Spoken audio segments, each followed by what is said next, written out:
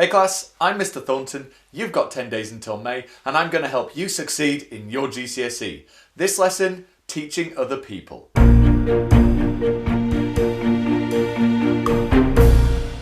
You may have wondered sometimes how it is your teachers can remember off the top of their heads so much about topics which you're currently struggling to learn yourself. And it's quite simple. They've had to sit down and figure out how to teach them. Now, probably the first time that they taught them, they had to revise that subject themselves before they went into the lesson. Or maybe they had some notes with them to refer to before they went into the lesson. And the next time they'd be a bit better at it, and the next time they'd be a bit better at it still. I've been teaching since 2002, which means that since 2002 I've taught some subjects every year or sometimes twice a year, and so I'm pretty good at all those ones which I've been through lots.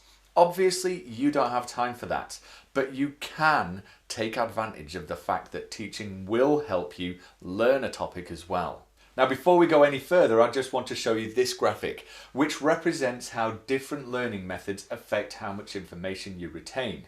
This crops up quite a lot in education. Probably most of you teachers have already seen it, and they may well have shown it to you as well. What it's showing basically is that simply reading some information, it's pretty ineffective. And without reading out all of these, as we get down to the bottom, you can see that teaching people about a topic is the most effective here. There's a little bit of a problem with this graphic, which is that the numbers on there are a load of rubbish. They are totally made up. They've been sort of accepted as fact, as common knowledge, but actually there's no real basis. No one even seems very clear on where this came from. It could have been the National Training Laboratories in the US in the 1960s, or it could have been Edgar Dale, who wrote something like this in the 1940s. There are various versions of it, and again, no one's entirely sure. Certainly Edgar Dale's original version did not have any numbers on it. That said, it does provide us at least with a useful rule of thumb. Your experiences may vary, and of course this is going to vary from person to person, as anything would. Don't assume that by teaching something to someone else, you are definitely going to learn 90% of that thing. Maybe you'll learn more, maybe you'll learn less. It's difficult to say. But it is a very effective way to help you understand a topic, to help you really get that depth of understanding, which is going to get you to the really high grades. So teaching is not definitely going to make it so you know 90% of the topic. There are no guarantees here, but if you want to know your topic as well as a teacher, it's a good idea to be the teacher. And the good news is that there are lots of people who you'll be able to teach that topic to. Your class is full of them. So find a friend, make sure that you pair up and divide the topics between you. Choose the topics you find the most difficult. So you go for the one you find tricky and teach that to your friend. And then get them to teach you something.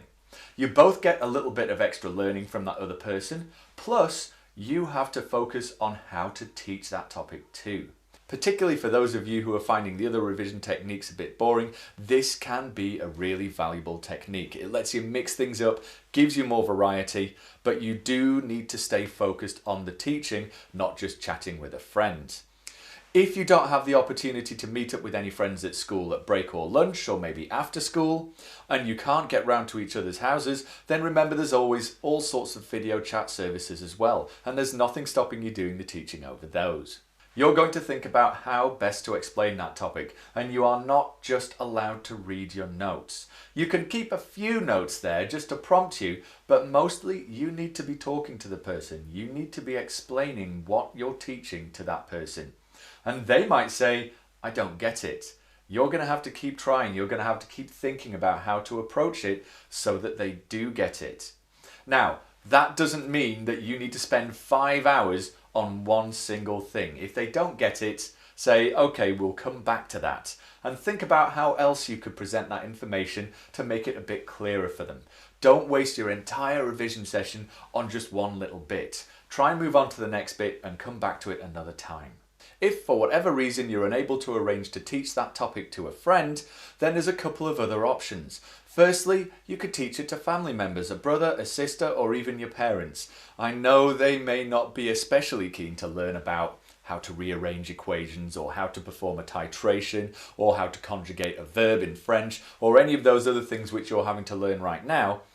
But it's not that much time out of their day. Ask them politely and they may well be willing to help you.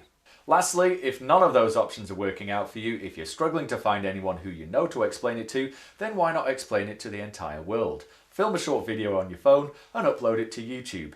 Now importantly here, do not get bogged down in editing and then messing around with your YouTube settings. You are focusing on the learning here.